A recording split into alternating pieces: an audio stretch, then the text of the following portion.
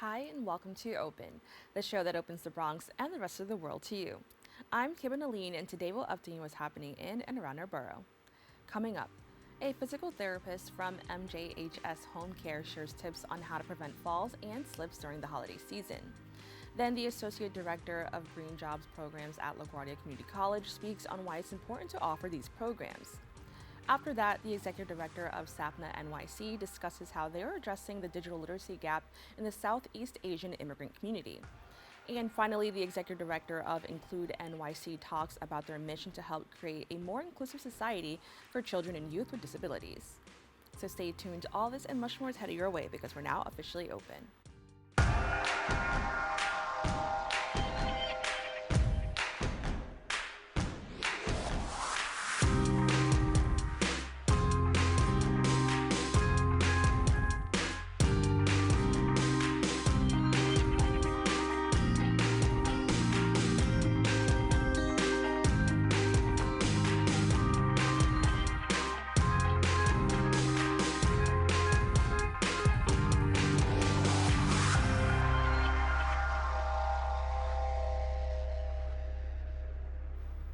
Hello, everyone. I'm Kibin Alleyne, and today is Tuesday, December 31st. You are now watching Open, a program that brings the Bronx and New York City straight to you. Don't forget to stay connected with us via social media at BronxNet TV. Rooted in Jewish values and traditions and consistent with the highest standards of quality care, MJHS Health System seeks to be the premier provider of health services in the greater metropolitan area, ensuring access to health, supportive, and community-based services across the continuum of need. Joining us today is a physical therapist from MJHS Home Care, Patrick McCormack, who will share some home exercises which will help us stay safe with better balance and strength this holiday season. Patrick, thank you so much for joining us. Thank you for letting me to be here. Now, as I mentioned, we're kind of approaching the holiday and winter season, and with that, despite the cold, we do, find ourselves outside doing some of these fun activities. Can you explain, how that kind of increases the risk of slip and falls during this time? During this time, we have to be very careful when we're outside because it is ice outside, and also there's a low sunlight outside. There's not much sunlight, so we're prone for falling. Our vision is not always the same. Also, during this time, we're wearing bulky clothing at this time, so we're not able to wear these heavy clothing. Well, I want to also talk about your role as a physical therapist because when we do experience these slips and falls, we're going to need somebody to help us with that. So can you tell us a little bit more about your role as a physical therapist and the ways that you help people stay safe? So as a physical therapist, it's very important to go into a person's home to build courage, motivation, and confidence in the individual. And we try to get them more comfortable in their surroundings. Now, I understand that we're going to have some tips a little bit. Can you tell us a little bit more about what our viewers' safety goals should be for inside the home? Inside the home, they should, when a physical therapist goes in there, they analyze the home, they scan the area, they make sure there's no obstructions, any lines or telephone lines across the area, or furniture. Furniture is also a hazard, so we always get family members to move the furniture. In that, we always wear grip socks or a shoe with a back and a front. So this allows us people to prevent falls, but also get up in the morning. When they get up in the morning, they should take their time. They should have their eyeglasses next to their bedside, have appropriate light. Very important to have a light inside the home. Sometimes as a physical therapist, we open up the blinds right away, provide that light. Now, for our viewers who need to go outside, whether for a pharmacy pickup or a family event, what tips do you have for them? The most important thing is to stay home in extreme temperatures, snowstorms. Stay home. Afterwards, the most important thing is to maybe go out with a buddy if you have to go out. Your buddy can, or an aide or family member can hold you by the arm, take you along on the sidewalk. And know your routes. You need to know every crevice in the sidewalk as you go to the pharmacy or the market. And also wear the appropriate clothing. That is very important. And also rock your walker. Most people don't want to use their walker. Use your rollator as you walk, and this offers much stability and balance. Now, you talked about clothing a little bit. As many of us know, during the winter, we're kind of bulking up. We have a lot of clothes on, but how else can proper clothing keep our viewers safe? Well, proper clothing keeps the viewers safe. It's important to have the right shoe wear too, with good grip, and this prevents us from falling. It's very important to have great shoe wear and have less bulky clothing. Sometimes the bulky clothing can be very fatiguing, and we need to be careful. And we may not be the same person a year ago as now. Now, what I think is super exciting about today is that we're actually going to have a demonstration, just kind of to, show us some stretches or some moves that we can do. So we're going to have some people take away the table so we have some space. But, first, can you tell us, before we get into that, how can these exercises help prevent falls? Exercise helps with balance, circulation, and strength. And it's important to exercise because most people that exercise are less prone to falls compared to people that don't exercise. And if they do fall, they have less of an injury, and their recovery time will be much better. So I always say, first let's start with the quadriceps. The quadriceps are very important. They're big muscle mass. They're grand muscles. They're in front of our thighs, and they promote a lot of energy for us. Energy, it comes from our foods, and we do break down this energy and we convert it to locomotion. Okay, so I understand that we have about 3 exercises that we're going to do today. Can you walk us through the first one? The first exercise I always start with is the quadriceps. The quadriceps, you kick your leg out like this. It's called the knee kicks. Knee kicks. So we kick out our legs like this, and we work quadriceps, the front thigh muscles. Remember, we're increasing the amount of strength in our quadriceps because that's where we get the most energy from. Another exercise that we do is we do ankle pumps. Move our ankles, and this is where Balance 101, and it also promotes great circulation in our body. This could be done 80 times a day, 100 times a day, right in front of the television or in bed. This is a great exercise to do. And most importantly is that you have a medical professional set your routine up when you have an exercise program, or because not everyone is the same. Everybody's an individual, so they might not be able to do 10 on the right and 10 on the left. They might be told to just do 5. Another exercise that we do is we have them lift the leg like this to prevent shuffling in the individual. What is shuffling? Well, what happens is when some people they don't pick up their legs very high, and they're very prone to falls. Okay, well, thank you so much for kind of showing this. And then, I kind of want to emphasize that everyone can see that we were able to do this sitting down, in the chair. Why is it so important that people understand that there are things that they can do at home that they don't have to go to a gym for, or that they don't need equipment for? Well, and most importantly, when you do these exercises, you have to be upright, and it's convenient. It's about convenience, and that most people just can't get out all the time and go to a gym.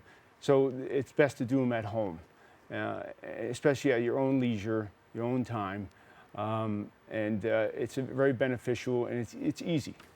Now, my favorite of all of these was this one. Oh. I find myself doing that even, when I'm doing the show, just because I think it does help kind of release some tension, or it just feels good.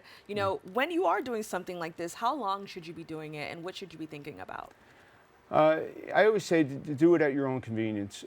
10 times is enough. And definitely do it as you're watching television and maybe in bed. And how do they all, kind of relate to, I guess, blood circulation and flow, and how does that help with balancing for the body? Well, balance starts at the feet and works its way upward, up to about the knee. So it's always good to keep these feet coordinated, the muscles and the tendons all coordinated. So if you hit disturbance in the sidewalk, you're able to survive it.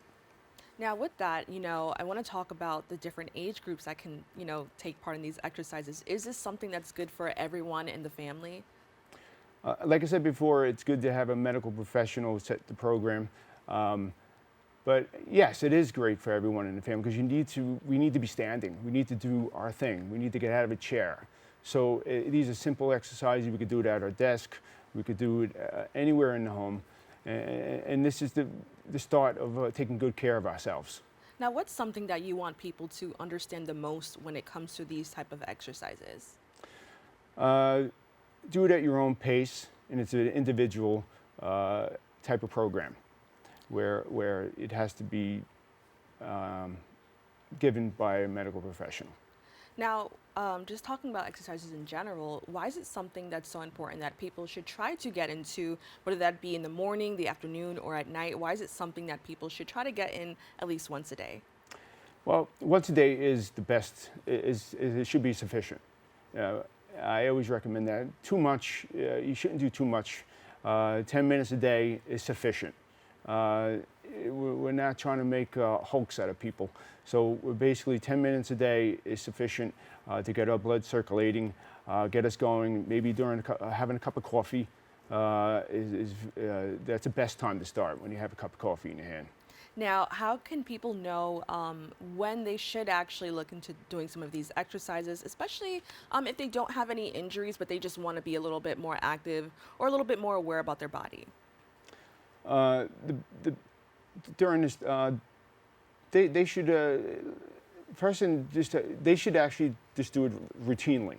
Most importantly is to do it routinely, and just try to do it every day. It's best you do it every day, and at your own convenience. Now, is this something, I know we're talking about kind of the holiday season in the winter time, but is this something that could also be useful during the summer?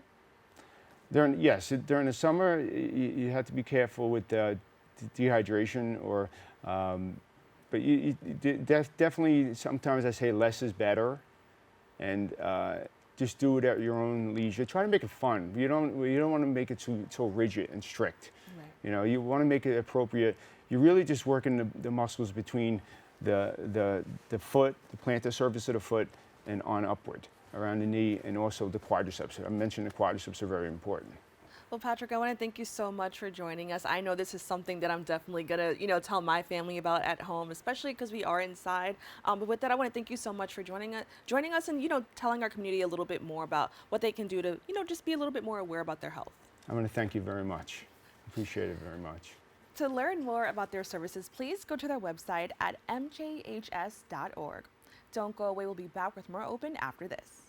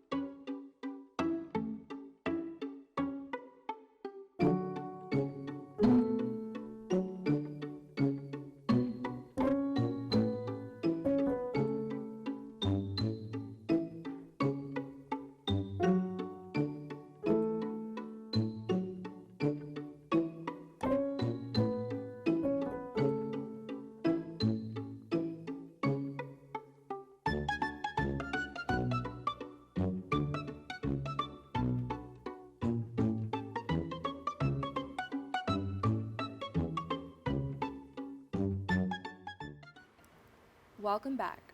LaGuardia Community College offers a wide range of high-quality, short-term, and affordable courses and certificate programs in most major industries to help you reach your goals.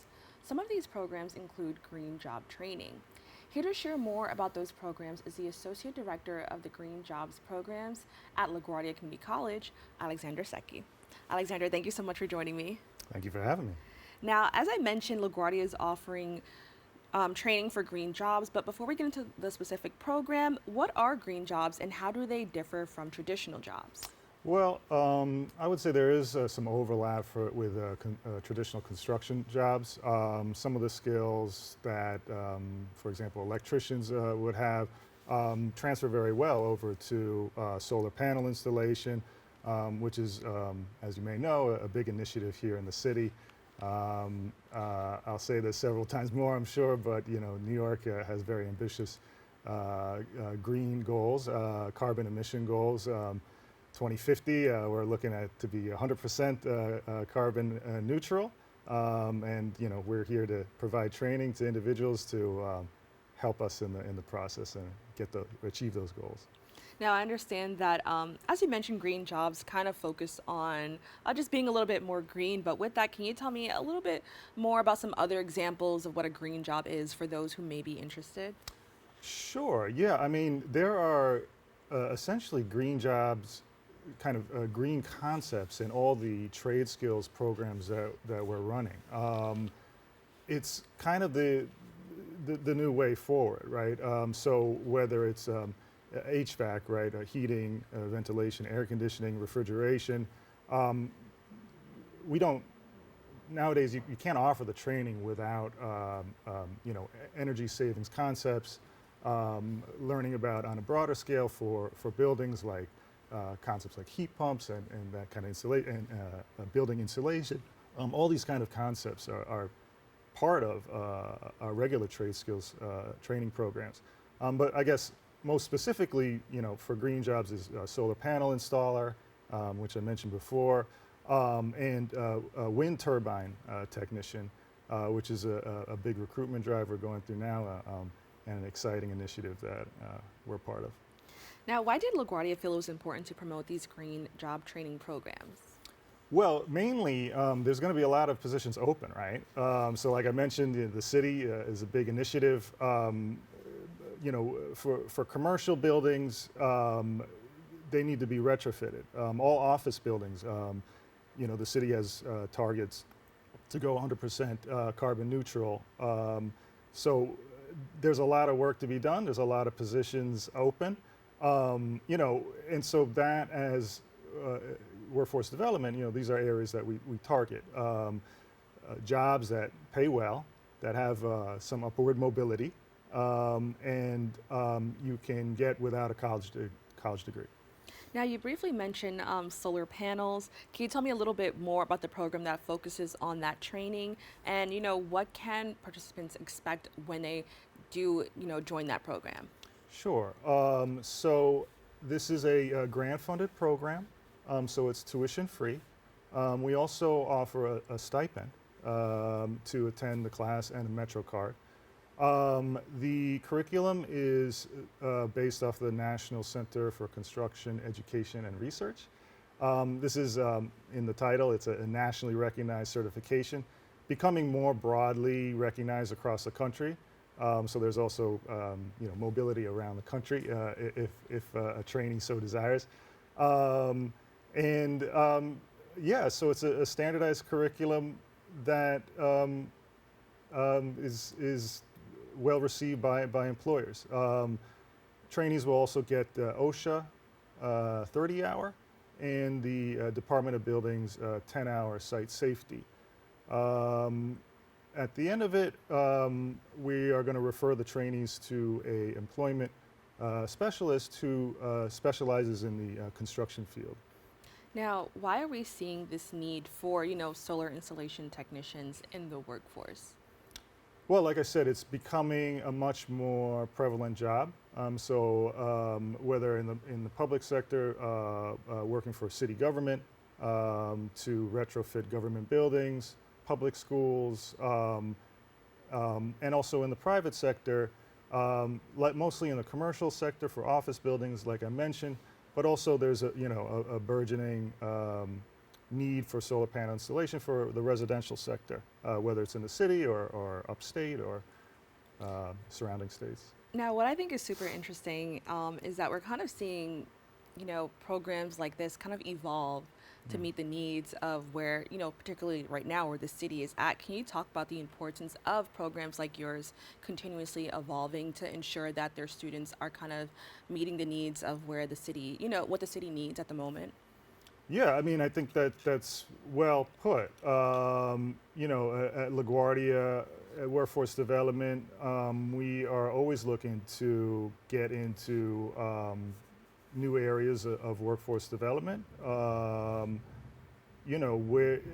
particularly focusing on jobs that have, like I said before, a decent entry-level starting wage with upward mobility, right?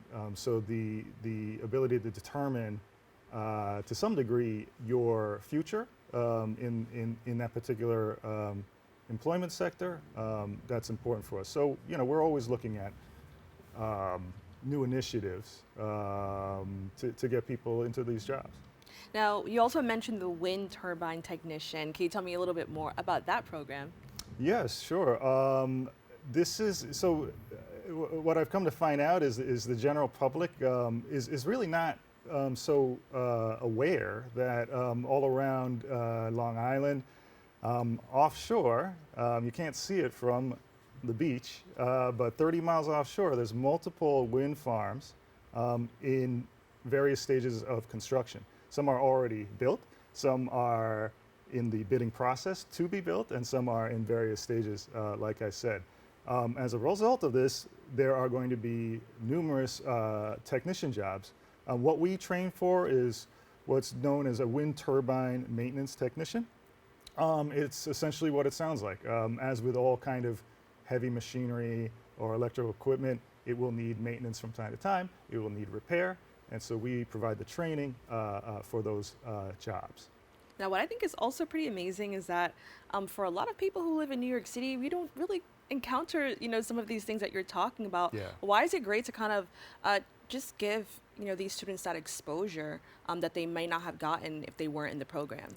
Yeah, I mean, New York is actually surprisingly lagging behind other areas of the country in terms of wind power development, and we are definitely lagging in terms of in comparison with parts of Europe or Asia.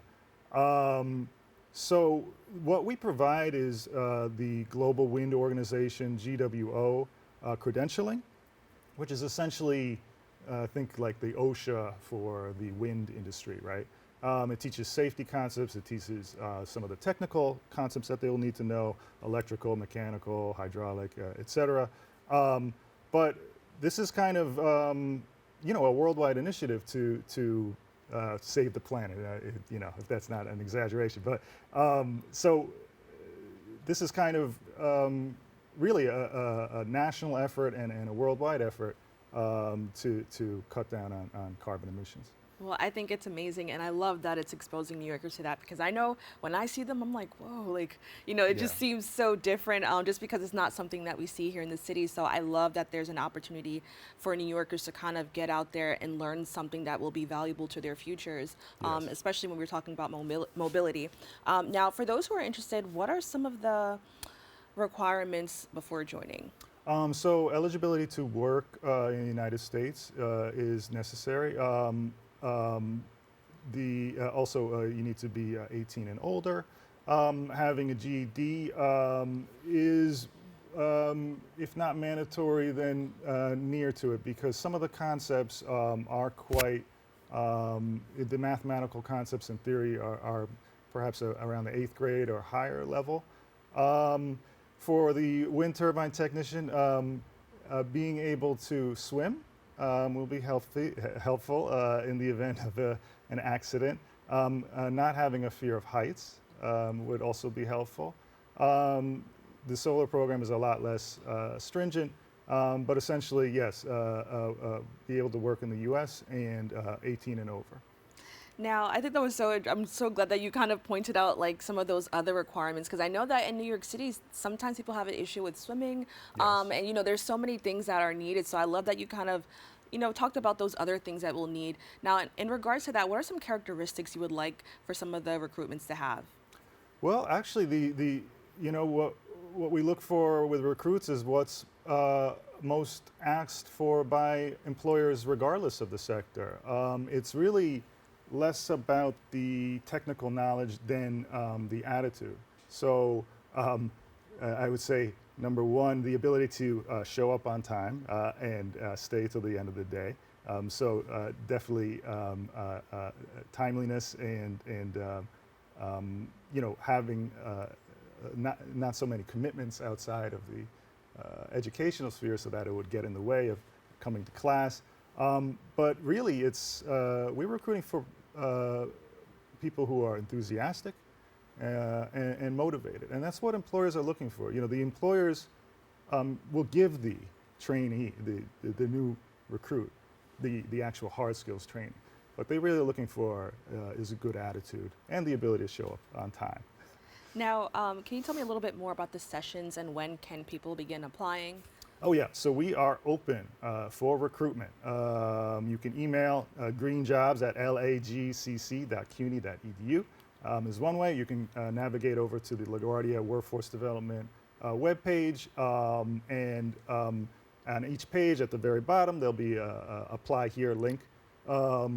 Attendance at an information session, which is online, is mandatory, just to give applicants a kind of broad sense of what they're getting into. If the applicant is still interested in pursuing it, they would apply, answer some questions, and then be invited in for a kind of intake and assessment day. Well, with that, I want to thank you so much for joining us and educating our community about the programs that's available to them. Thank you very much. If you're interested in these programs, please visit the website below on the screen. Stay tuned, we have more from you right after this.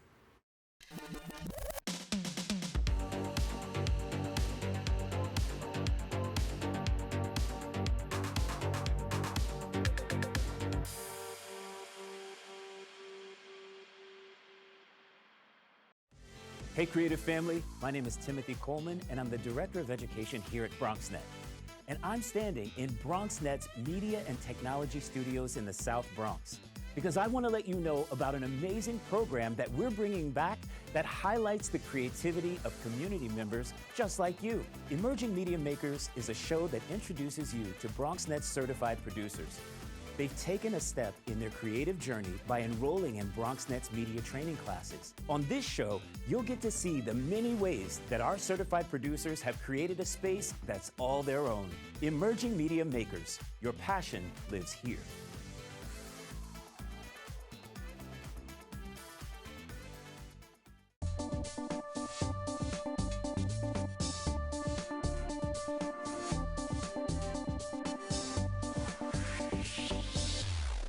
.7% of Bronxites currently experience food insecurity. Meanwhile, instead of these nice, colorful foods, this is the best food that they have access to. If this sounds like you, there are a bunch of resources to get healthy food for free or cheap. If you want to help, you might consider donating or volunteering in one of these places. Community fridges like this one are all over the city, and allow New Yorkers to conveniently donate extra food to people who might need it. Go to this link and find your nearest one.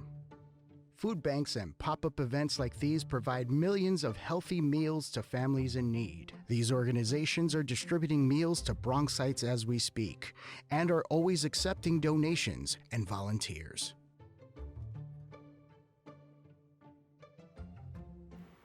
Welcome back. Sapna NYC serves the South Asian and Southeast Asian immigrant women community. Sapna is also addressing the digital literacy gap in this community with funding from the Bronx Community Foundation. Sapna recently expanded its digital literacy and access program, enabling more women to gain technology skills in their own language. Here to tell us more is the Executive Director for Sapna NYC, Diya Bassu-Sen. Diya, thank you so much for joining me. My pleasure. Thank you for having me. Now, can you tell me a little bit more about Sapna NYC?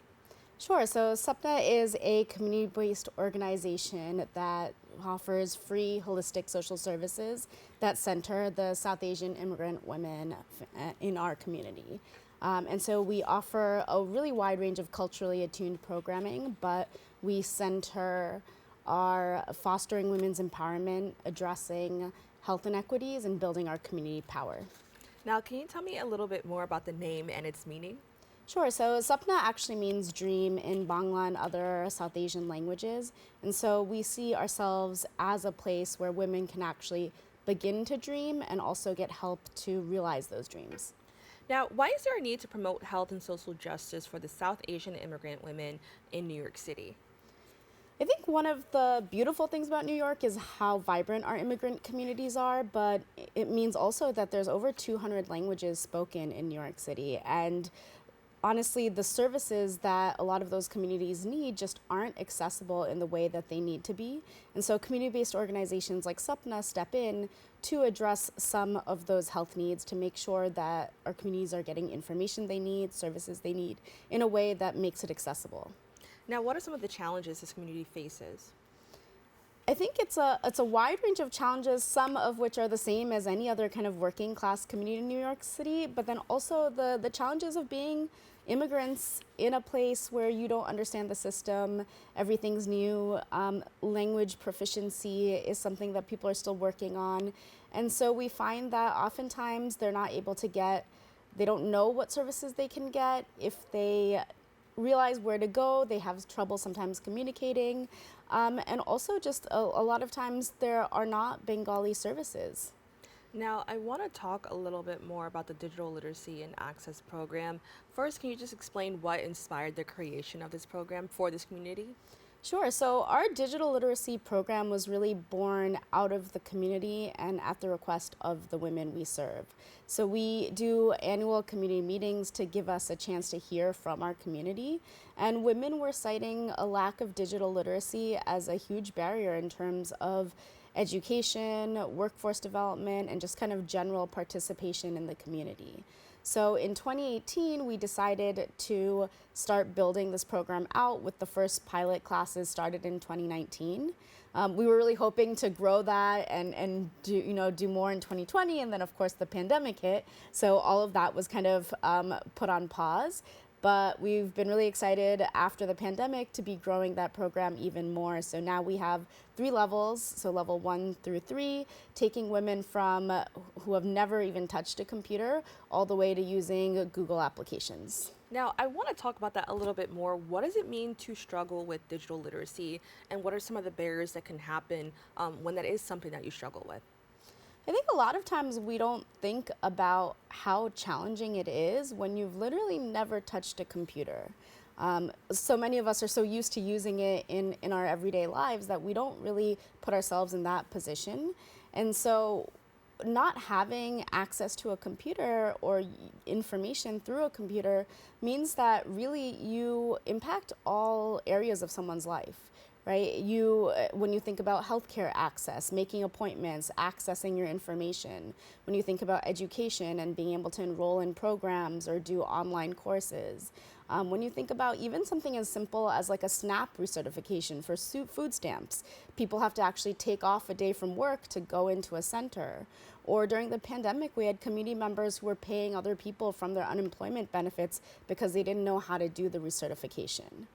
So really it impacts everything, and it kind of perpetuates that cycle of poverty for our communities. And, I love that you mentioned that for even some life-saving programs, it's necessary because everything is moving online. Maybe back in the day where people would use paper or just go in person, people will take time out of their day just to be told, hey, you can do it on the app. And I know that's a struggle for a lot of New Yorkers, especially those from older communities. Can you explain, how this could also help not just the community, not just the community in general, but just like every New Yorker that kind of struggles with this? Yeah, I think what you mentioned is absolutely correct, right? It's not just for immigrants, but it's also a lot of our older community members, a lot of just people who haven't had kind of the privilege and access growing up. And we find that if you are able to kind of give that information in a way that's free and kind of slowly walks them through step by step. Something that could be kind of scary and hard for them becomes easy. And, it takes time, but they're able to kind of gain these skills and they're able to access a whole world that they didn't have. It even helps with things like depression or loneliness because you have a whole way to communicate with the world as well from your home. Now, I understand that the Bronx Community Foundation played a big role in being able to help expand the program. Can you tell us a little bit more about some of the efforts they made? Sure. I think we've been so lucky with a lot of our partners who've invested in this work. After the pandemic, we really wanted to take advantage of the moment we were in and to grow our program. It was so apparent, right, like how much it was needed with even something like a COVID vaccine appointment. And so we were able to get funding from government, from corporate, and then through the foundation as well. So I want to shout out also our Majority Leader Amanda Farias and Council Member Tiffany Caban, who were some of our early supporters as well. And this year we were excited to add the Bronx Community Foundation too. And so through their support, we were able to add 4 more classes to our year. So this year we did a total of 13 computer classes, which is over 300 hours. They also invested in our staff capacity to be able to create this 3rd level, which we newly are offering this year. So we did 2 pilot classes of that. And they also donated 10 laptops so that we're actually able to do classes fully in our office instead of only relying on the public libraries to host us. So we've been able to better meet the needs in the community by doing evening classes, offering more practice hours, and just time for them to use the laptops. Now, can you walk us through what someone could expect as their typical day in the program and what classes will they take? Sure. So the first level literally starts with teaching people like this is a monitor, this is a mouse, this is how you place your hands. So we assume that somebody coming in doesn't have any background, and we slowly work them through that foundational program. Once they've completed that level, the second level actually introduces them to emailing and kind of everything from how to create a good email, how to add a signature, all the skills they would need if they were actually working and using email as well. And then level 3 now teaches them about Google applications like Google Sheets, Google Docs, the calendar, so that people actually hopefully can be able to use it in their everyday life as well. So students each level has 8 classes as well as 8 practical practice classes too. So they get a chance to learn new material and then another day to actually master it and do activities. And then at the end of the program, we do like a class celebration. So we celebrate their successes with certificates and food, and it's just about community as well. Now, I understand that your team is preparing a report on the digital literacy gap in Southeast Asian communities. Can you tell me more about that? I think one of the things we so often see is that there really just isn't data on our communities. And, I think as we all know, when there's no data, it's hard to identify the problem as well as the solutions that exist. So we are trying to take all the information we have from the classes we've done and to share that in a report that hopefully will help not just our organization and our community, but other communities who need similar services. So we really sincerely believe that in order for our community to thrive, we need all communities to thrive. And so we hope that the knowledge that we've gained will be useful to other people as well.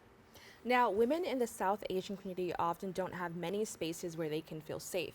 How does Sapna ensure that they welcome their clients and ensure they get a sense of belonging and safety when they walk through the doors? Yeah, I think even more than safety, it's the idea that there's very little places in the community that are designed for them and by them and centering them. And so Sapna is a place that is uniquely for South Asian, Bengali women. And everything we do, from kind of our staff to how we design our programs, to how we get feedback, is centering those women. So it's not just about direct services, it's also about fostering that community feeling. And so women come, they're able to make new friends, they're able to have a trusted resource when they're new and they really don't know who to ask about things. And they're able to ask questions knowing there won't be any judgment and share their worries or concerns that they maybe don't share anywhere else. Now, where can people go to learn more about the program or to sign up? Sure. So we try and make it as easy as possible so people can sign up whatever way is easy for them. They can send us an email at info@SapnaNYC. They can reach us on social media through a DM. They can call us, or they can even just stop by through at our office any day as well. I love the stop by, because I know that people are trying to step away from it, but a lot of people love the ability to just kind of see a person and know that there's somebody there that can help them. Can you explain why that's also something that you kind of wanted to keep within the organization? Absolutely. I think that, right, when we think about the digital divide, it also is with kind of that feeling that you get when you step in somewhere and you can actually talk. Right? Maybe they don't know how to email, maybe they don't know how to find the phone number, but maybe someone told them, oh, I went to an organization and it's on Waterbury Avenue, across from the school. And that's the way a lot of people come to us, especially some of our older women. They'll stop by and they'll say, I heard about you and this is the problem I have, can you help? I love that. Now, why is it important to give women a chance to gain technology skills in their own language? I think we don't think about how daunting it is to learn something completely new, and especially to learn something new as an adult. So when we talk about our students in our level 1 class, 50% have never touched a computer before, right? 77% have never taken any sort of computer class. So these are people who are brand new to this space, and being able to do it in a language that you're comfortable in with people who are in a similar situation as you makes it so much easier. It also means that people don't have to wait to master English before they can start learning computers, right? It can take a long time to learn English, and so you can get moving and learn more quickly and get ready to work even faster. So I think it really helps people gain confidence and gain skills that are really necessary in the world we live in right now. Well, with that, I want to thank you so much for joining us. I know that this is a topic that we often don't think about in terms of needs of the community, just in general. I know we talk about food and poverty, but access to the internet and digital literacy can literally save so many people. So I think it's important that there is a community out there that is, focusing on this to help, people kind of move forward with society. So with that, again, I want to thank you so much. And thank you so much for having me. To learn more about their efforts and their programs, please visit sapnanyc.org. We have to take a quick break. We'll be back with more Open right after this.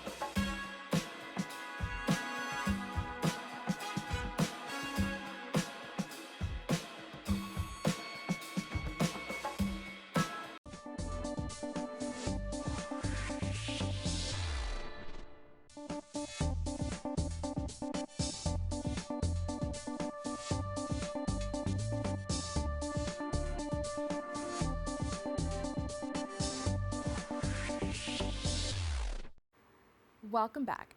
Include NYC's mission is to promote positive futures and enhance the quality of life for New York City children and youth with disabilities, ages birth through 26, and their families. Please join me in welcoming the Executive Director of Include NYC, Cheryelle Cruickshank. Cheryelle, thank you so much for joining me. Thank you for having me. Now, I gave a little bit of an overview about Include NYC's mission, but can you tell us a little bit more about what really drives that mission? Sure. So what really drove all of this was 41 years ago. Three moms that had children with disabilities, they really struggled to find services, to understand what programs were out there, to even find resources like recreation. And they wanted to be able to help other families not struggle the way they did. So they started the organization, and it was called Resources for Children with Special Needs. And 41 years later, we have the same mission. We want to make sure that we can provide resources, information, supports, and services to children and youths with any disability, whether it's known or suspected. We want to support their families so that they have the information they need to make the best decisions for them regarding the services that they need, as well as so that they can develop their own advocacy bone and they can support other families in advocating for themselves. Now, you mentioned it's been 41 years, so with that, I know that society's views on children with disabilities has evolved and changed. How has your organization evolved to kind of meet the needs of families that have children with disabilities?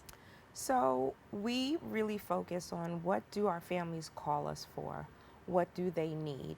And based on that, for example, when COVID came, it was more important to talk about what was happening in schools for children during COVID, how children are learning, what was available to them, just how to help your children while you're home with your child. So we really pivot to what is necessary and what's being asked for at the time. So we continue to grow in that way. So we've evolved in really looking at employment and post-secondary, what's next in life for youths with disabilities. So it's all about really giving people what they need. Now, as mentioned, there's a focus on children and young people with disabilities. What are some of the challenges that families face, or particularly the people that have the disability themselves? What are some of the challenges they face? Access to services is always a difficult situation. Equity, being provided with the same opportunities as everyone else. Just navigating through a complicated special education system, understanding what services are available, what you can do, what are your rights. So there are many different obstacles, and as children grow and they transition, supporting them in that transition so that it's smooth, so that they know what to expect, and just really feeling like they belong and building community. Now, I noticed on your website you mentioned that your team uses person first and identity first language. Can you tell me a little bit more about what that means? Sure. So we are people before we are anything else. Their disability does not define them. It's just an aspect of them. So that's why we say people with disabilities, a youth that is living with autism, a person that is blind, as opposed to a blind person, an autistic child, or disabled person.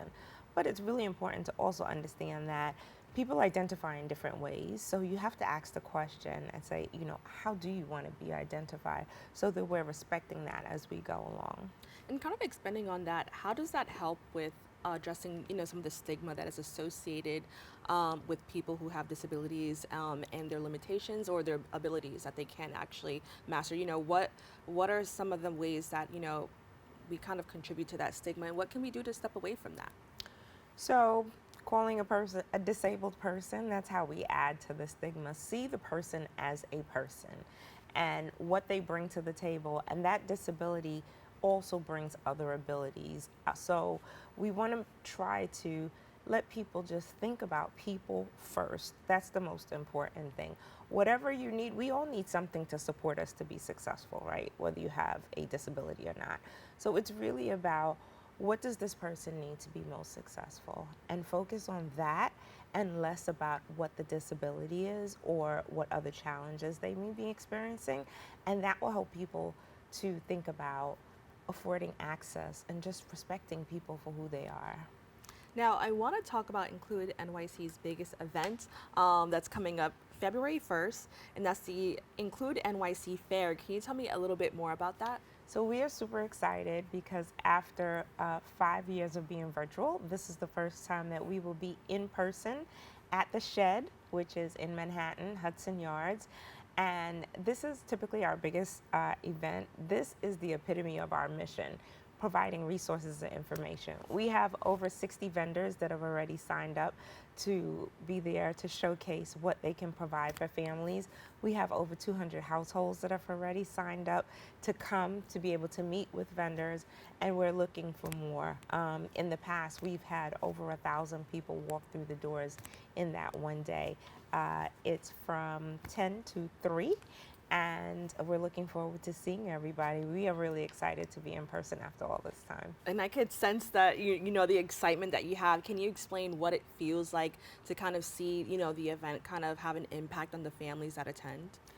So it really means so much to us to continue to really live out our mission in a day-to-day, in a way that you can touch and feel, and giving people the opportunity to talk with each other, to come together, be in community. It's a place where no one's staring if your child is making noise, because everyone is used to that in their lives. So it's really about building a place where families can feel comfortable to come and get what they need. Now, I also want to highlight something that I think is very important, and that it's that you offer helplines in both English and Spanish. Can you talk about, you know, the importance of accessibility, especially when we're talking about different backgrounds, cultures, and languages? Yes, so we support the 5 boroughs of New York City. So there are multiple languages, and the ability to be able to have staff that speak both English and Spanish, and we have a language access interpretation line. So you can call us in any language and ask us any question, and we are able to communicate with you and share the resources that we have. And that, you don't get better than that kind of access, right? And the ability to reach us at any time, whether that's during the time when there's someone live to answer the phone, leaving us a message, going to our website and filling out a form, or going to any of our social media and reaching out. So now, if you have the number, can you just let everybody know where they can go to call? Sure. So they can call 212-677-4660. That's our English line. And our Spanish line is 4668. But you can call us, and if you're speaking in an alternate language, we will get the language interpretation access and connect with you as we would with anyone else. Well, yeah, thank you so much for sharing that, because we think that's so important. As we know, New York is beautifully diverse, and in order to kind of help everyone, you kind of have to meet people where they're at. So I think that's so amazing. And then with that, can you explain, you know, just having that available, how has it helped, you know, people who have family members that have disabilities? So families are able to call and feel comfortable with our staff who are educators, and many of them have children with disabilities themselves, so or at a disability themselves. So having that lived experience and the empathy that's given, it really creates an atmosphere of comfort where people can share what they need, and our educators, they find whatever is necessary, whatever resources are needed. If we don't have it right in our wheelhouse, we look for it and we get back to people. Now, I also want to mention that not only are you empowering the children or the young person, but you're also, you know, empowering the adult caregivers. Why is it so important that we also look at the caregivers in this situation? Parenting is a difficult job, and parenting with a child with a disability brings additional challenges. So it's important to make sure that the parent is supported, that they have somewhere where they can go, build community, feel like people understand what they're going through. We have parent support groups. We have a podcast that's called Disability Inc. And we've done 3 episodes on seizing joy and building community. So building up families so that they can best support their children, it's so important for everyone to feel like they belong somewhere. And then I want to talk about the podcast. Can you tell us a little bit more about that? Sure. So I had the opportunity to interview 2 moms, one that started her own nonprofit, another mom who worked for over 25 years and is now retired, and also for an organization that provides support for families. And what they all had in common is how do they seize moments of joy in the midst of difficult situations. So I had great conversations that really left you feeling warm and fuzzy at the end, but really gave families thoughts around some concrete ways on that they can find joy, feeling good about taking time for yourself, not feeling guilty about wanting to do something other than care for your child. So it's been a great experience, and you could see it on wherever you watch your podcast, and we also have a YouTube page that it's posted on. Oh, that's amazing. And I love that you're able to kind of create a community for people, because I do think that although sometimes people may have the best intentions, if you don't have that experience, you may not know how to help.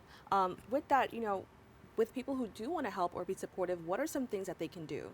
So you can always volunteer at, for example, at our fair. We're always looking for volunteers to assist. You can give financially. We are a nonprofit organization, and funding is an ongoing struggle. So always giving helps us to expand our reach, helps us to reach more families, more communities, especially on historically marginalized and underserved communities. So giving is a way that you can help. If you want to offer a space to have an event, we have parent support groups. There are so many ways that you can give. Just contact us and we'd be happy to discuss opportunities for giving. Well, that's amazing. And, with that, I want to thank you so much for joining us. I think it's important to continuously educate people about the different communities in our city, and what are some of the things that they need to ensure that they feel like this city is theirs, and that they're supported. So I appreciate the work that you're doing. And I appreciate you taking the time to visit us here at BronxNet to discuss, what you're doing to support these communities. So thank you so much. Thank you for having us. To learn more about their programs and the services they offer, please go to their website at INCLUDEnyc.org. We've come to the end of our show today. I'd like to thank all of our guests for joining us and you, the viewers, for tuning in.